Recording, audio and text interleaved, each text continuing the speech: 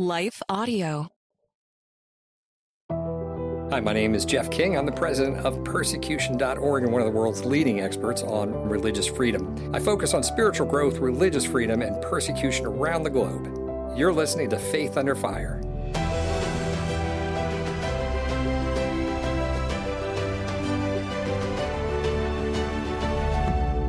All right, well, welcome back to Faith Under Fire. I'm Jeff King, president of International Christian Concern. Faith Under Fire is where we deepen, define, and defend the faith. So that gives me a lot of latitude in what I can talk about. But it's kind of like anything with deep Christianity. What do we need to do to deepen it? How do we define our faith? What should we be doing? And just defending it also, especially with religious freedom stuff. Today, I'm going to be talking to Dave Paschane. He's a mental health expert. He's got his PhD, and he's been in the health system for decades. And so real student of mental health in the West and systems. So anyways, Dave, welcome. That was my best introduction of you. So you tell us about yourself. Who are you? What do you do? Thank you, Jeff. I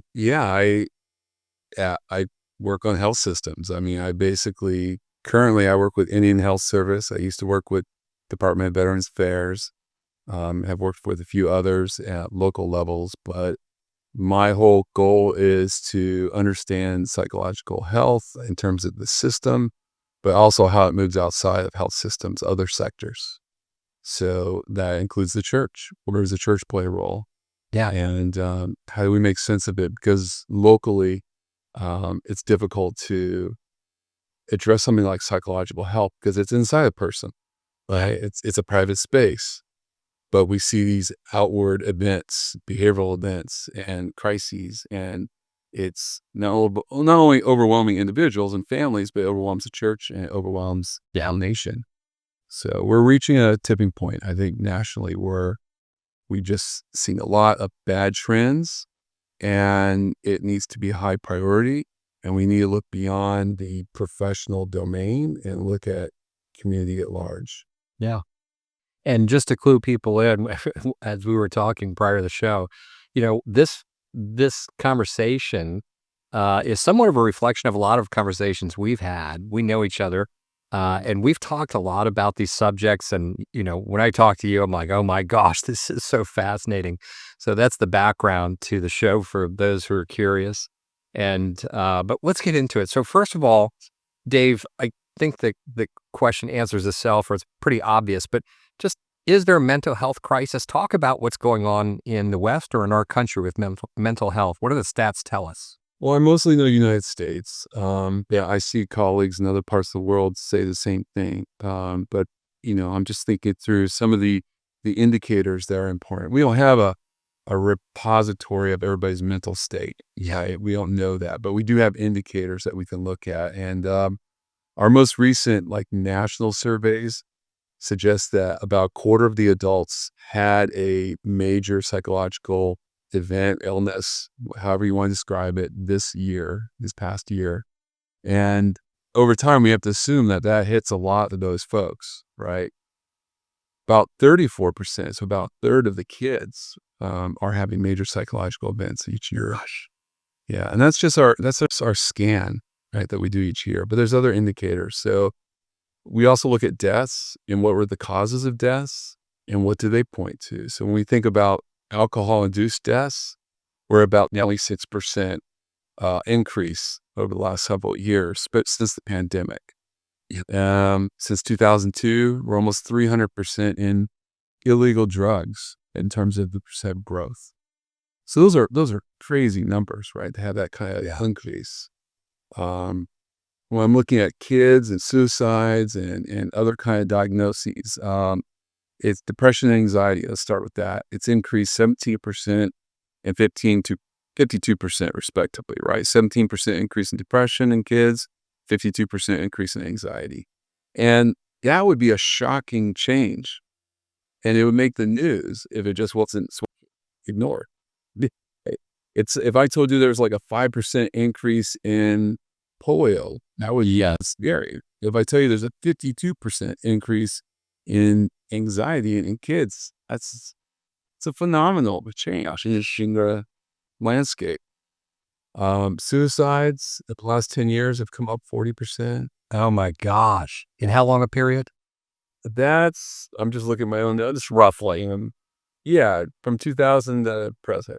Yeah, so over the last 25 years, 40% increase. Oh my gosh. And it was Yeah. already. Yeah, even narrower path is to look at emergency room visits, right? So if you show up for a psychological crisis in the emergency room, you would think that's kind of steady over time. That's actually increased the last 10 years by 41% in adults and 56% in kids.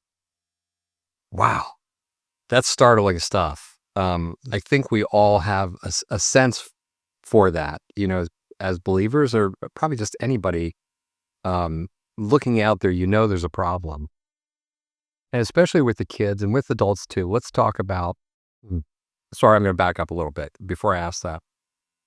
You already mentioned it, but you're talking about alcohol and drug use, and those are indicators. Those are methods to self-medicate, right? It's available to the masses. Anyone can go buy alcohol and feel better temporarily. It hurts you long term, hurts you even tomorrow. But in the meantime, you can numb the pain. So those things are great indicators of stress on people. Is that what you were saying? Right, absolutely. That distress is being self-medicated. And, there's a effort to escape the pain. Yeah. And sometimes it seems, like it's not a real threat. People are like, well, I just have a little habit, Yeah. and then one day they're told they have cirrhosis of the liver. And they're like, but how'd that happen? It's like, well, it's more than a little habit. You've been at it for a while. Yeah. The drugs, that's a more dramatic scene, right? People get very distressed and isolated. Get quicker results. Yeah. So it gets dangerous quick. Yeah. And we hear stories about people who seem normal, right? Normal, whatever that is at the time, having a hard time at work, feel isolated. And next thing you know, that's like an addiction has acted out. And yes, the cause of death. But the cause of death may be a slow burn, right? Yeah. Habits you just can't break. And I don't think of these things only as they are health indicators. They're really bigger than that. They're about a lack of thriving as a human being. A lack of thriving. Thriving, right? So it's Yeah. the spiritual, That's well said. Yeah. whole person just decay, and then from a health system perspective, we just pick up on those indicators.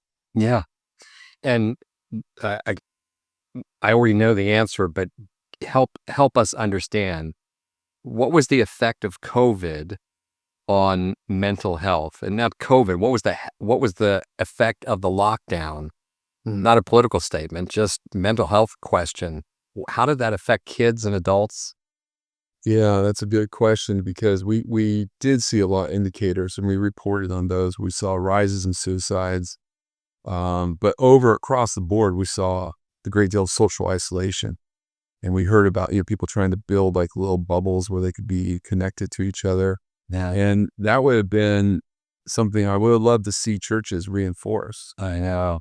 Because they already offer a good foundation for connecting outside the family. Yeah. Right. And there's this expression that's been around for a long time called bowling alone. Yeah, it's kind of like throwing back to the 1950s when we thought of bowling leagues as a social connection, right? Or what we call third space, which is like a Starbucks is the third space. It's not home, it's not work, right? But the church has always been the long-term third space. It's always been the place where you don't bowl alone. So whatever is the burden psychologically, where is the distress, you're meeting people who can share and empathize with where you're at and what you're struggling with. And that strengthens that psychological well-being and your ability to thrive. I mean, the thing is, we all need to suffer somewhat. It's hard how we develop resilience, right? Yeah. So you have an event which is definable and understandable, and you can manage it, and you look to it and say, how do I overcome this? And that you sort of optimize your ability to deal with those events. It's like working out at the gym. You know how much weight you're going to lift. You know when you have to stop, and you recover, right? So we develop the ability to recover and build up that sort of coherence, like that clarity of mind around bad events. And what we don't see in the background is that we're building up resilience, right? But now what we're seeing so much of is folks having no resilience. They were isolated. They became overwhelmed by the depression of those events, and it lasted. So it wasn't just an event, it was a era of discoherence. Yeah. And so that does not build resilience. It's working against it. You're making a person more vulnerable, less efficacy. They're not sure how to take care of themselves or others. The things that they're relying on as facts become gray and confusing, and they're not sure what to believe or how to react to things. And so, yeah, I mean, I think as a nation or as the world at large suffer from a lack of resilience for the future. And now we're just trying to build that back up. But it's also making us aware of how important these connections are. Don't bowl alone. Join your church. It's like be involved with other people's lives, and you can rebuild that resilience. Yeah. We don't put enough weight on resilience, Jeff. I was just going to say it's sort of like a secondary thought to psychology. Psychology tends to be focused on diagnoses, right? Because it's a system where you have to have a diagnosis, to make a decision about how to get paid to treat somebody. And if we keep focusing there, we'll never really pay attention to the resilience, which is actually more common in overloads. Yeah, that's excellent. Hmm.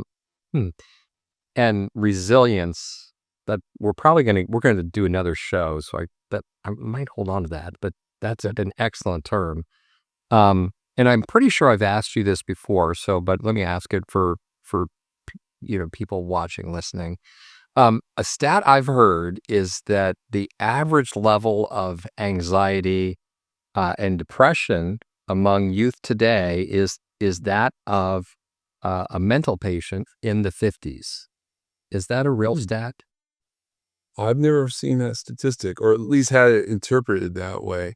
But it's the prevalence of these diagnoses in children is so high now that I think as a society, we accept that as normal and say now psychological distress is like a normal state. Yeah. And we also in the past did not have the persistent reinforcement of a smartphone where the algorithm is always repeating back to you what it is that you are most gravitating towards.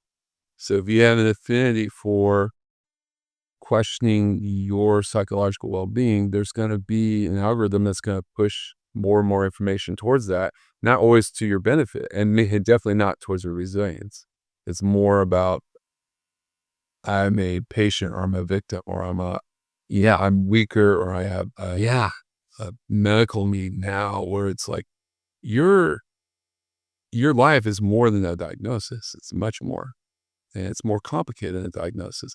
And that's why even diagnoses are losing footing in the global work of psychology. There's something called transdiagnostic. There's other ways of looking at, but it's the comorbidity. There's like multiple things going on, and one diagnosis doesn't seem to capture that. And so even, contemporary psychologists are trying to struggle with how to define a problem. And fortunately, there are some psychologists that have advocated for spiritual health integration in psychology.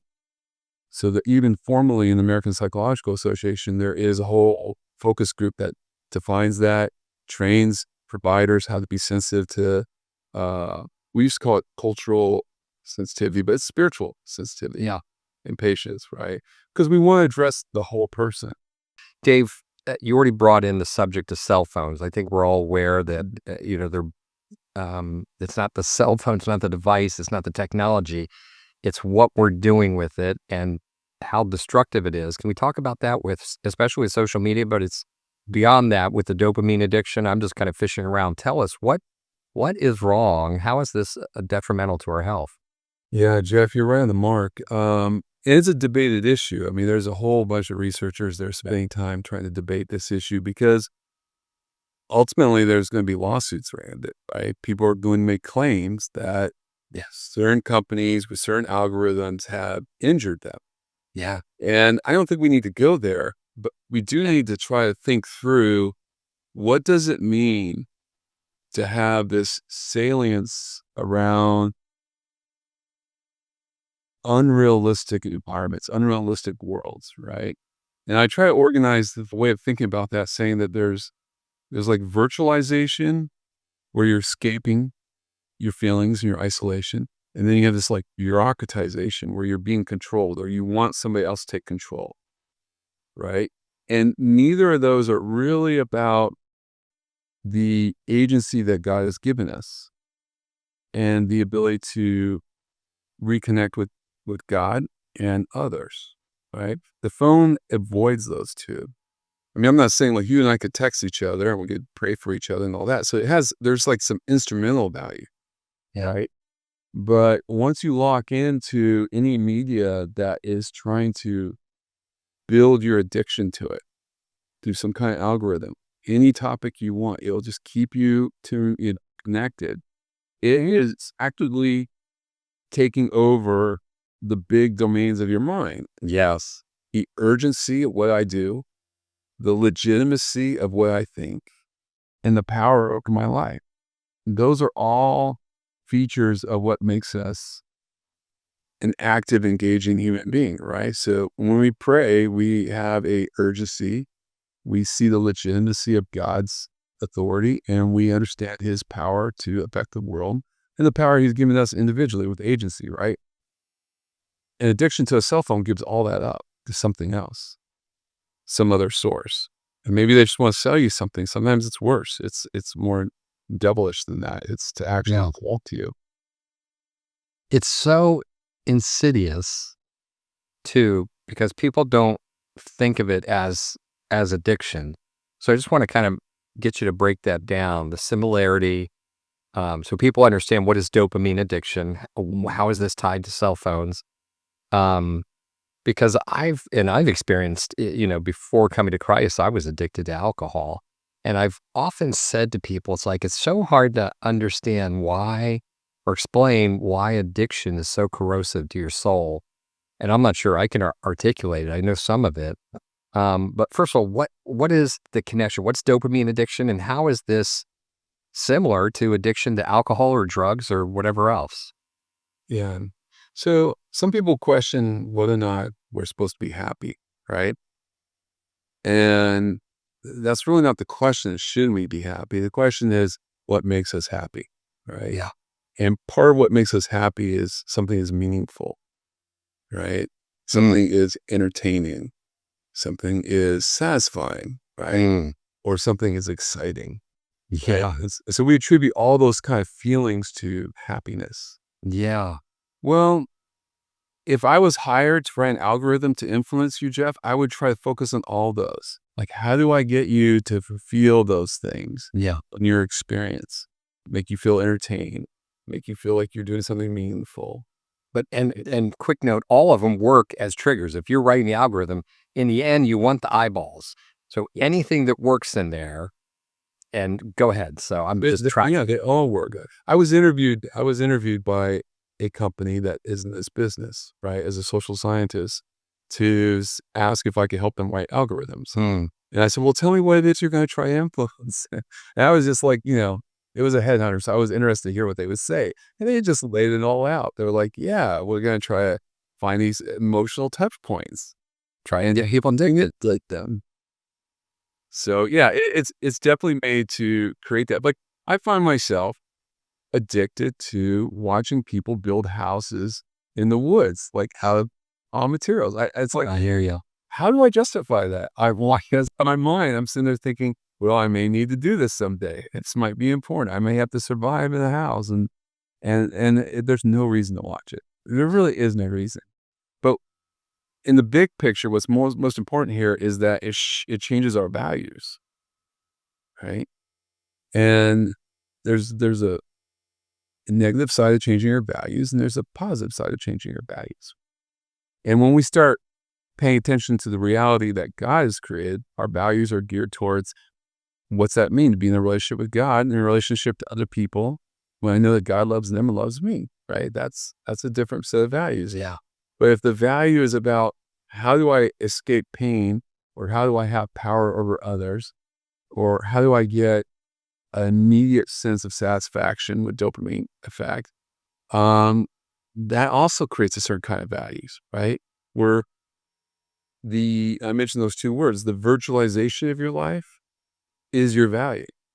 You don't want to be you don't want to be in reality. You want to be in something that is like understandable, manageable, but you're not responsible for it, Hmm. right? And so you look for those fantasies. And we use the word fantasy too much to just describe something that's like a sexual fantasy. This is just any fantasy. Yeah. I want to be liked. I want to be, more attractive. I want to be smarter than other people. And so Hmm. even the consumption of information to be smarter than people is an addiction, and it changes your values because now you're putting time into how I can have a authority over somebody else in terms of intellectual capacity.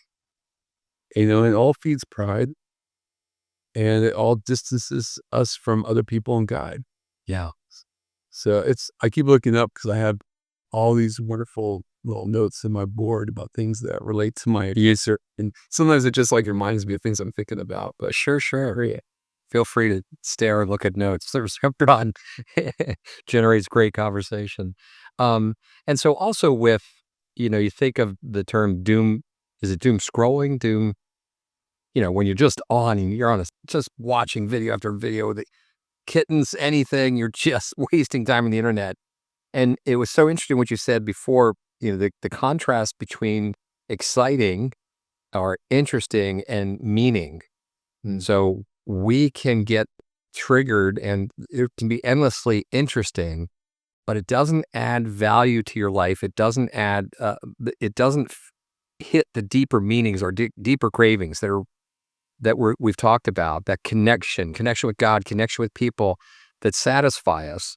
And it keeps us away from those things. And then the second one would be the dopamine addiction, where your brain is releasing dopamine, right? You're hitting this, and they know the providers know what they're doing. So, but just like alcohol addiction or drug addiction, you get to a high, and then what happens after the high? You end up lower than before. That's the problem. And you know, yeah. So you could just talk about those things if you have any comment on them.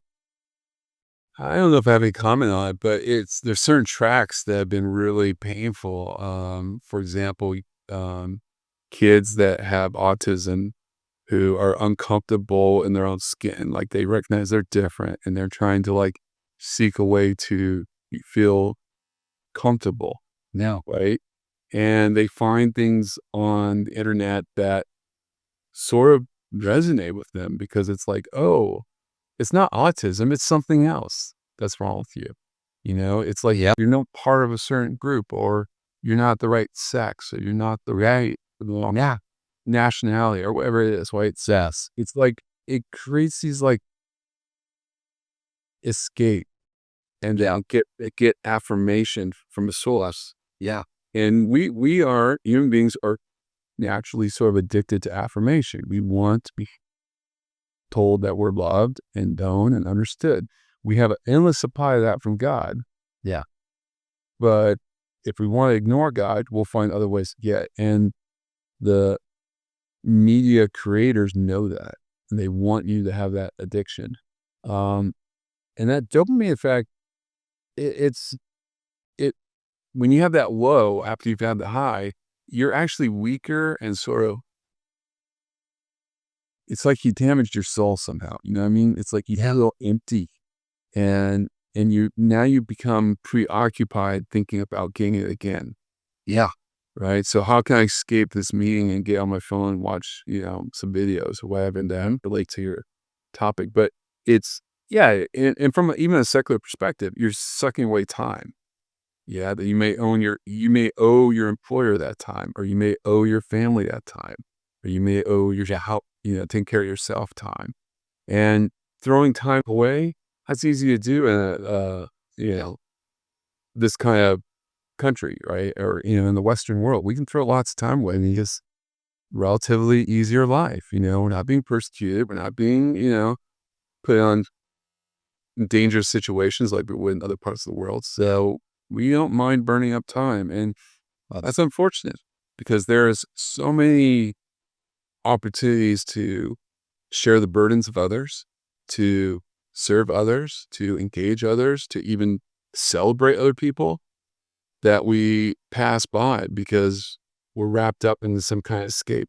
Yeah. And those things bring meaning to us. Sometimes we avoid them, depending on your wiring or whatever else, and it takes more work. But so we'll avoid those things and go the easy route with the dopamine addiction, but it's closing you off from what gives you meaning, what gives you satisfaction in life.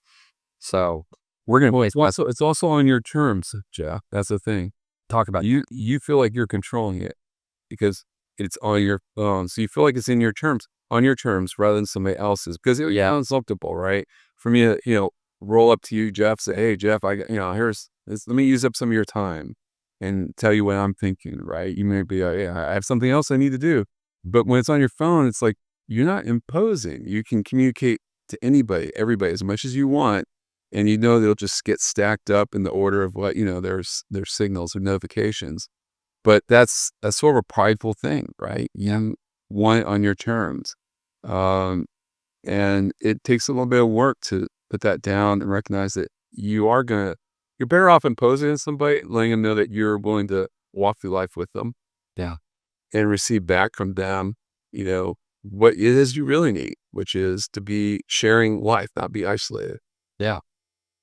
And part of why I find this all so fascinating is because, like, my wiring, I've always been an information hound. I just gorge on information, and it's part of my when you do those personality tests, this Mhm. shows up, and so it feels like a good thing because you are learning all the time. Like I am, I don't do kittens. I am learning everything. Fascinating. I'm fascinated with everything. So that sounds like a big positive, and there is a positive aspect, but then everything you've discussed, everything we've discussed, it's like you see the negative, and I felt it. So this is part of why I find it fascinating. So Oh, I we're think gonna it's yeah. Go ahead. no, please go ahead. I was just going to say that that's why there's such a debate, right? Because there are benefits, and it really is what motivates you to use that time that way. It really has a big difference. It's not that just that. Sometimes it's content, but there could be good content. Yeah, yeah, but in the end, it does increase isolation, and it does press in on priorities you should be taking care of, all kinds of things. Dave, this is probably the most interesting part of the talk we're going to get into it. And you absolutely blew my mind on this. I was a little familiar with it, and you just really opened my mind. But we're going to talk about this study is called different things. We're going to call it Mouse Utopia, but you'll know what I'm talking about. And most people will be like, what the heck? Yeah. Where are we going? So talk to us about this very famous study and what it teaches us about society and modernity. Yeah. Well, it's interesting. Mouse studies, rat studies, whatever they are very useful for looking at patterns, and patterns in behavior. And Calhoun is he was in the 50s. He came up to the 70s. He did a lot of studies on mice. He worked for the National Institute of Mental Health, which is still around. And that's where we get the National Institute of Mental Health, and it's been used in movies and stuff. But it's interesting because Calhoun went through a series of studies where he tried to create this utopian environment for mice, let them populate, and see what happens, right? See if they can have this perfect condition and survive as a society of mice. And the reason why it's called Utopia 25 is because it was the 25th um, mice city that he created. And then that one became the one that he really wrote about and really built up, right? So through those studies, what he was trying to do is say, okay, if we give them all the room they need to have to bed and to mate and to eat and food, there's no shortages, No restriction on anything. and they would be able to move up and down the walls and hide out and build their beds and all that kind of stuff. What happens if they just let them go, right? And they keep populating, and they would reach this like tipping point where I think it was like about 600 mice. And then they would start to see a change in behavior. They call it behavioral sync. And it's like the psychology of the mice would change. What they started to see is that they would lose interest in each other for mating. They wouldn't take care of their children, whatever mice babies are. Fighting, isolation. Some of them would spend a lot of time just grooming themselves and not interacting with anyone else. And so you start to see these like deaths of the mice. But what Camus was recognizing, there was almost like a first death before the actual physical death. And that was this behavioral sync where they just sort of disengaged from other mice and created habits of escapism or neglect of their fellow mice or violence against their own mice. And that sync, he called like a first death, the second death being the physical death. But what's interesting too about that is that even as the mice died, it's not like they balanced out afterwards. It's not like some of the mice decide, hey, let's try to get along. Let's like partition our space and do better. They just, even when they got down to like a dozen mice, they continued those behaviors that's death. A downward spiral didn't stop, even though the population decreased. Yeah. And now initially in the 70s, the reaction to all that was overpopulation. Like that was the problem. It was overpopulation. But that's not a real sensitive or rigorous analysis of what happened. Yeah. What's really important isn't the population. It's more about that psychology of that behavioral sync. Like, why is it, even when their numbers went down, there was room to breathe and live and all that, they just continue to have sort of this like nihilism Yes. as mice. Hopelessness. And hopelessness and isolation and all that. And that's, Yeah. to me, that's a strong metaphor for what we create in society when we isolate ourselves. And we might do that through a phone. We might just do it by, like during COVID, isolation.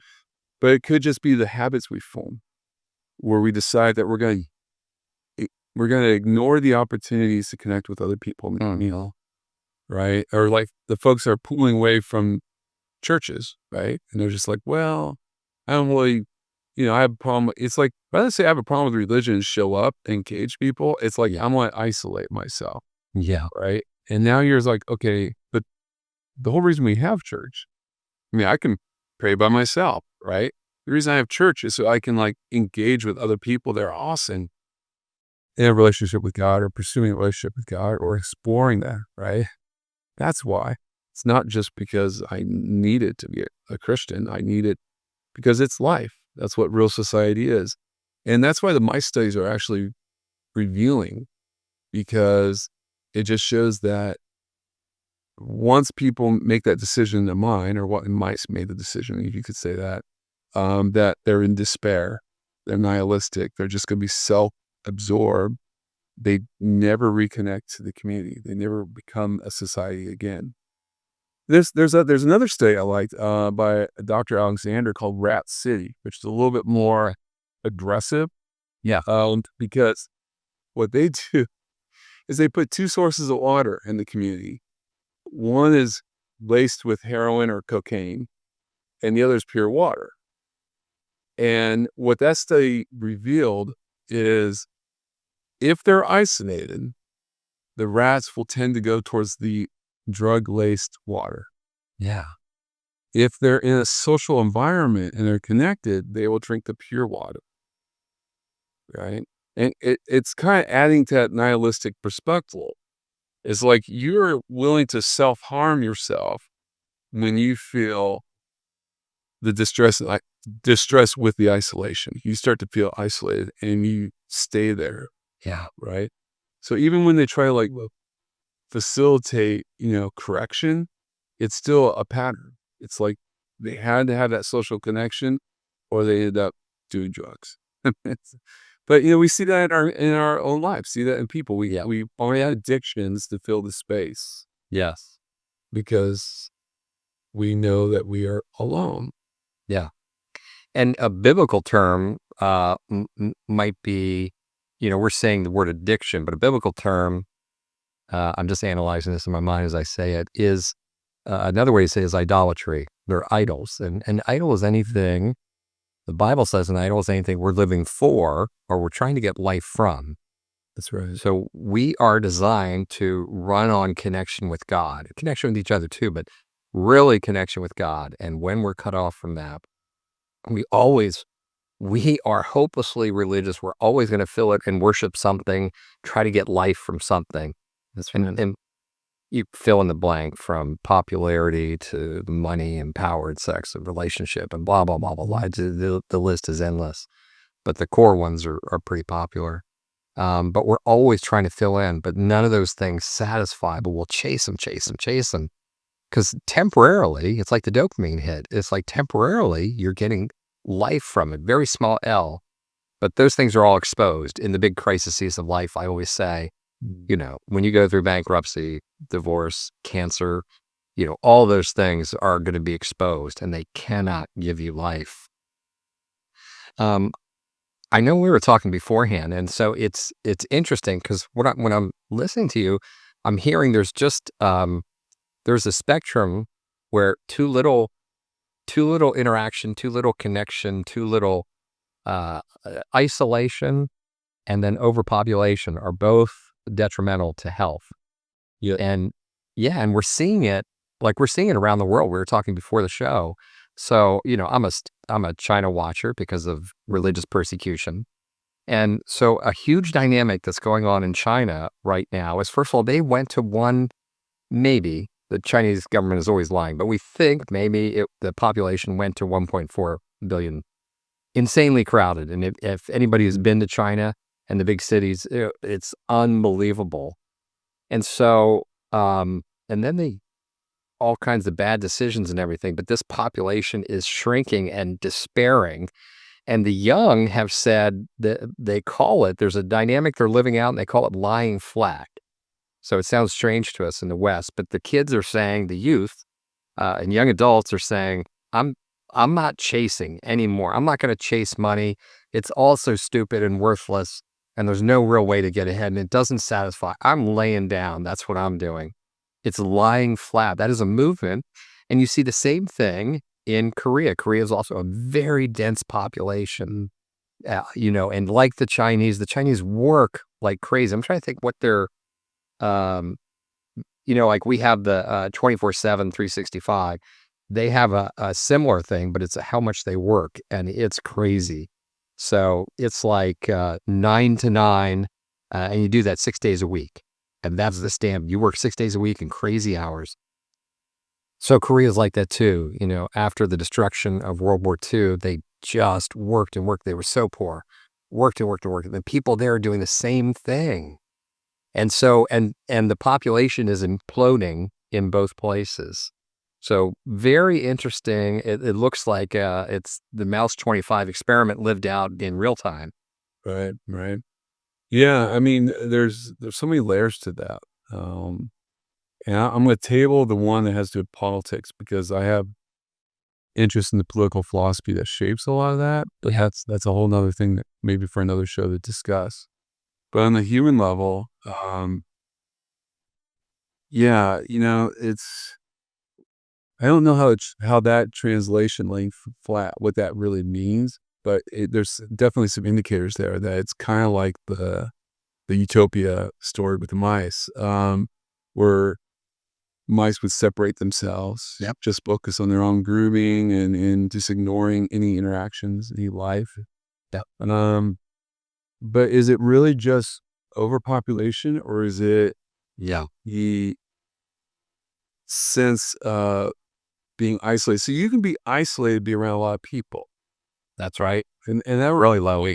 kind of about the phone is that you can saturate your mind, overwhelm your mind with messages and information that have nothing to do with relationships, Yeah. have nothing to do with reality. And reality, in my case, I'm saying like knowing that God loves you and God's doing everything he can to invite you back to him, right? That that reality, missing that reality is isolation, right? And so what people do is they isolate themselves in the mind and then the body, right? Yeah. And that's where you start to see the rise in suicides and things like that. Yeah. Yeah, it's tragic. I mean, I've lived in some tight dorms, you know. I went through Army basic training. It's not a lot of space, you know. You're kind of packed in there, but it doesn't. But you're connected, right? They form you into a unit. Oh, yeah. Right. There's meaning. There's meaning in it, right? You know that you're working together. You share a mission. You want to do that, and there may be those elements and logic in the design that China is moving towards or Korea is moving towards. I don't know. I haven't studied it, but I think knowing that they probably have phones, right, laying flat might mean something else. It meant be checking out. It's nihilistic. It's checking out. Yes, that is the core. Yeah. Yeah, and that nihilism is painful, right? And you can overwhelm yourself with messages and ideas that you seem to escape. And we're seeing that with, I mean, video games is a good example of that, right? It's like a lot of virtualization on free time, Yeah. not an investment into relationships. Yeah. Um, so one last question. So we've identified there is a crisis. It's not imaginary. I think most people get that already without any stats. There is something seriously off in our life, and it's really in a lot of places around the world. So part of it's connected with stress and anxiety and the internet and meaninglessness and just moving away from God. It just doesn't work, and we're going to get into that in the next show. Um, but I just want to know is how is the mental health system, which you're an expert at, you've really worked on systems. How is the system addressing it? Is it effectively addressing it? What are they dealing with? What are they trying to do? Yeah, it's a practical process, right? Where you're trying to figure out where the greatest amount of risk is and focus on those areas. So it's unfortunately it's not meant to be generalizable to everybody. It's mostly about targeting your efforts. So literally geography, right? Where do you see the worst case scenarios? Where do you see trends that are persistent, trending the wrong direction? And that justifies leveraging the system to move in that direction, to move to those communities, right? There's a notion here called community reinforcement approach, which is really good, right? And it's not necessarily a religious tone. It could be a secular concept. It is in most cases. But trying to get people to build community, is that what It's not what a building community. It's more than that. It's recognizing that we have an individual need to be accountable to somebody else and to invest ourselves into somebody else. So let's say I have a drug addiction and I need to find a way to recover. Yeah. Right? And let's say I'm sober now, I'm trying to recover. The best thing I could do is be accountable to 3 people who are not drug addicts at this time and who are open to keeping me accountable. So that kind of connectivity allows the individual to thrive and have an awareness that they can be better and that they're not alone in their struggles. So the whole notion, it's a biblical notion, right? Is bearing somebody else's burdens, coming alongside somebody and sharing that burden. That is by far one of the best mechanisms that health systems can use. And they do use it. And that's why they call it CRA, community reinforcement approach. And when we compare the efficacy of different methods, this is important. When we compare the methods, community reinforcement approach or CRA always demonstrates a great deal of efficacy. But you're working with the government, it's more about like, how much does this cost? Like, how do we make it happen? Well, if the government wants to control the situation or anybody wants to control the situation, they're going to try to find a quick fix. And that might be, there's one thing called contingency management, which is basically paying people to show up and do treatment for a certain session, right? So you're giving somebody who has a drug addiction money to show up and be in therapy. which in itself is a problem, right? Because the cash flow and the manipulation, all the different things that could happen there. So that can undermine the community reinforcement approach, right? Because now you make it about transaction and only the transaction, and you're reinforcing, you're giving that dopamine. It's like, okay, now you're going to, make $50 because you showed up today for therapy. That's not going A lot more than 50. Oh yeah, it could be a lot more than 50. But that's not going to build that individual's efficacy. Yeah. They're not going to be able to build resilience. Yeah. They're going to be more isolated from the community. And they could become a victim of people that know that and see that and want to take advantage of it. So it has lots of problems. I mean, all these mechanisms can work in certain ways of certain places. Yeah.